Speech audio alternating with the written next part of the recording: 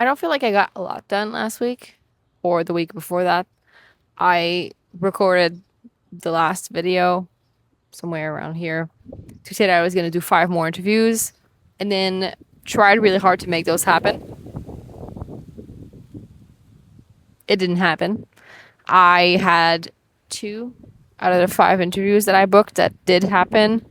Both of them were not really conclusive from a validation point of view. They were very pleasant conversations to have, but unpleasant in the sense that I didn't get the validation that I was hoping to get. I have learned that managers don't have budget authority and are not the right people for me to sell to. And selling to a company would involve a multi stakeholder sales process that requires a variety of meeting, which feels a bit stupid when you're selling something that's like $20 a month for price per employee. I have learned that I don't really want to do this. Like, I don't feel like selling software that is so complicated to sell that it requires 10 meetings to do so. I was really excited by this idea of selling something that was like not cheap, but cheap enough that you could just go and buy it and do your thing. And that I could sell that to a lot of people. I don't want to do enterprise sales and be doing demos and the complexity that it requires for me to have the success that I would want with this business. That's the thing I'm going to add to this Excel spreadsheet that I've built, which is the list of things that I want or not want from a business. I have learned that.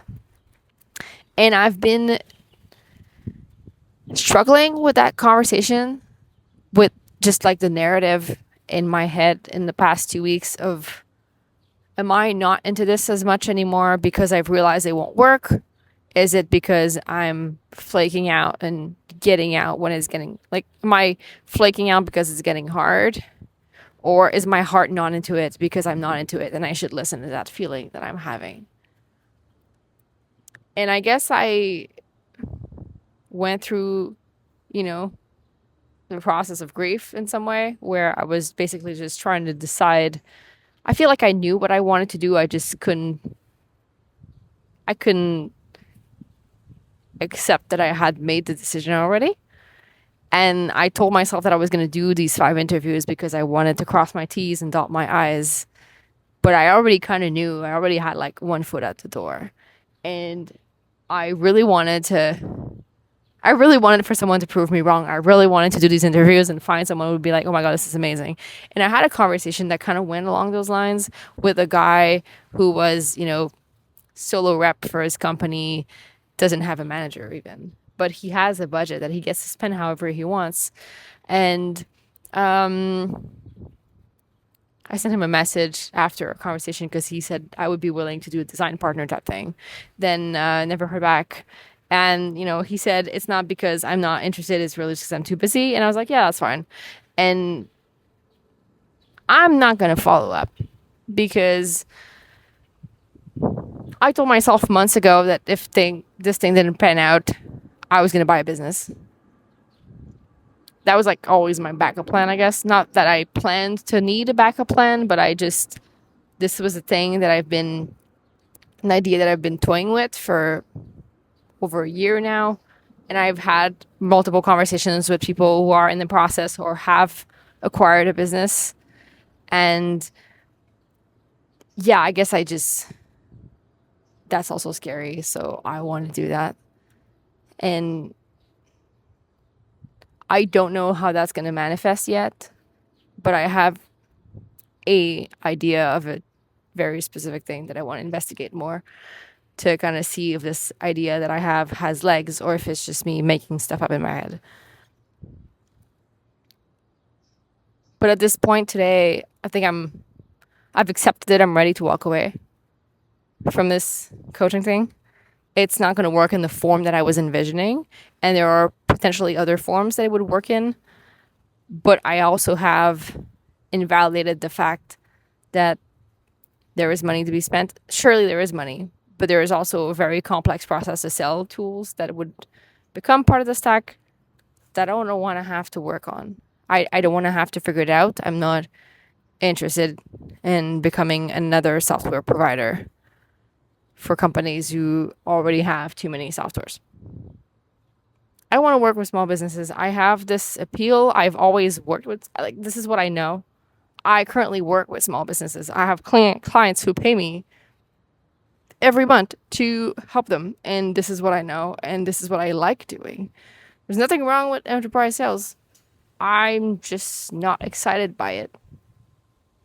So the last 2 weeks have been quite unproductive. I did some outreach. I didn't do as much outreach as I would want, partly because LinkedIn requires me to work in smaller batches because it kept kicking me out and restricting my account. Is that why my posts have no reach since? Coincidence? Maybe. I don't know. I'm not going to blame anybody, but very weird timing, let's say. LinkedIn definitely feels like LinkedIn is punishing me from doing outreach.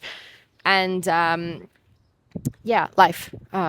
Summer will, I always forget this.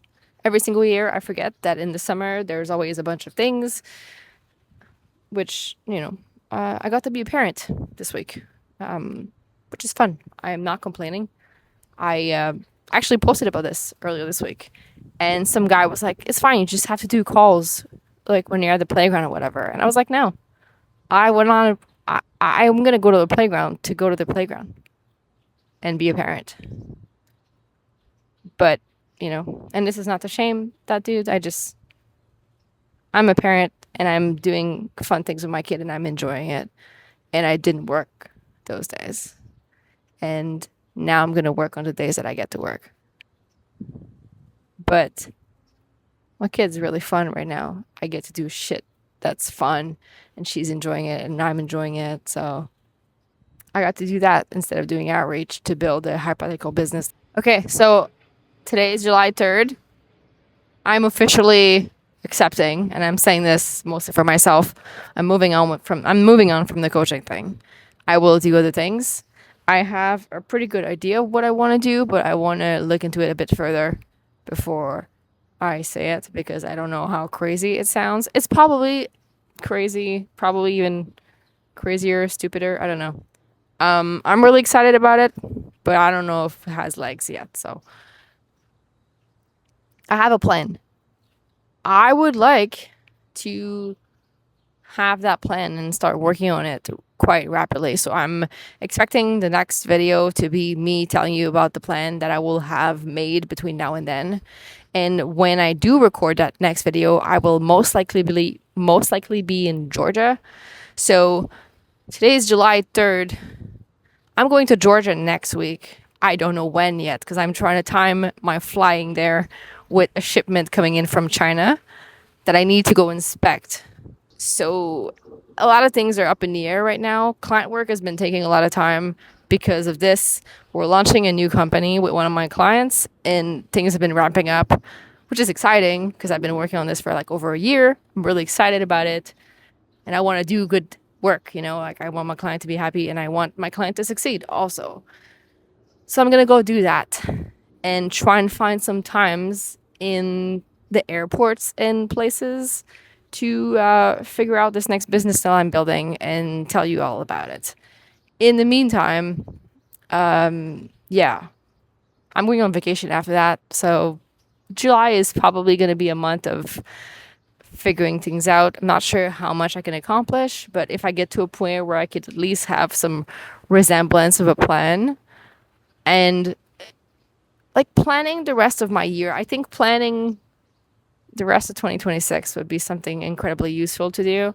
I feel like I've been feeling a bit aimless lately. Feeling the coaching thing felt like I was working on this because I didn't have something else meaningful to work on. And that's something I've been toying with for a while. Like I've always had this really strong sense that whatever I need to be working on, I'm working on needs to be strongly tied into my values. Mostly because if I don't have like a strong sense of purpose attached to it, I just don't really want to keep working on it. Like making a shit ton of money or, like just making money is not enough of a motivator for me to want to stick to something a really long time. Like I really have to have a deep sense of purpose of like, okay, this is I'm doing good for the world, or I'm, significantly changing things. Like not in the sense that it has to be rocket science or, change the world. But and I think this idea that I have does this, which is probably why I'm so excited about it. And this is annoying because I've mentioned it 3 times and I'm not telling you what it is yet. And I'm doing this on purpose, not because I want to tease or, whatever. There's not going to be like a big reveal. It's really just, I, it's like one of those things that just hit you in the face and you're like, wow, this is so dumb. Why didn't I not think of this before?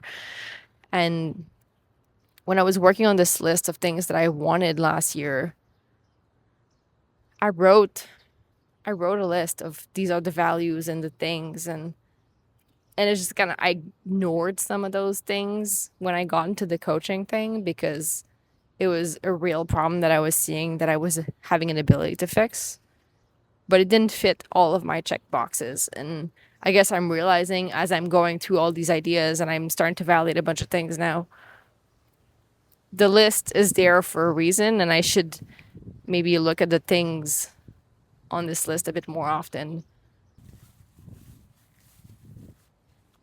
So there's one newsletter that I read every week. It's this one here, and there's something in last week's or the week before that I read that I wrote it down because it really felt, I guess, on point. This thing that I've been trying to make sense of in the past 2 weeks. Your instincts are almost always right, but your ideas are likely wrong. And I guess reading that made me feel better because I've been like part of me knew I had to stop and move on because what I was working on wasn't the right thing to be working on. And I just couldn't accept that that's what I had to do. I was really having a hard time dealing with not seeing it as a failure. Like I tried something and it didn't work out. And now I'm moving on from it. And I guess part of the moving on felt like a failure because I couldn't tell if me moving on was me moving on for the right reasons. And I couldn't tell if there were right reasons or bad reasons, like this whole journey that I'm on, this whole quest to find my next business was about trying out a bunch of things. And that was me trying out a bunch of things. And of all the things I've done, this was definitely the one that was the hardest to walk away from. And I don't know if it's because it's the one that I spent the most time on. But, like I also did build a business renting washing machines that I sold as part of those experiments. And I didn't even feel like that about it. I was perfectly happy moving on from it. This one was harder because it wasn't as tangible. And I guess the things that were bothering me about the renting washing machines were very clear and very impactful in my life. And this one isn't because I haven't done it yet. It was more of like just an idea. Anyway, I'm going to go back to enjoying my summer now and building some things on the side. And I guess I'll see you in Georgia in 2 weeks.